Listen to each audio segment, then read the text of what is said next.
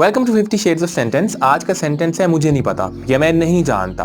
हमने ये अक्सर कहना होता है when someone asks you something और आस्क्स यू अ क्वेश्चन, और आपके पास नॉर्मली एक ही सेंटेंस होता है I don't know, but you have no idea that you have other expressions and other sentences as well. So we are going to discuss 10 phrases today with which you can say I don't know.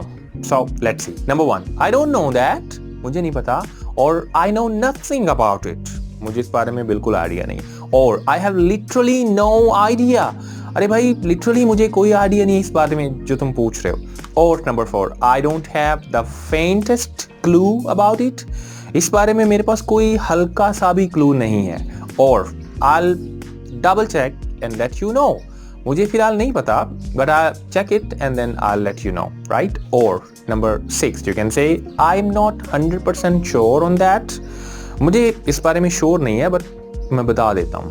Okay, मतलब आप कुछ बताना चाह रहे हैं लेकिन आप sure नहीं है, so you say okay I will tell you but I am not 100% sure on that, right?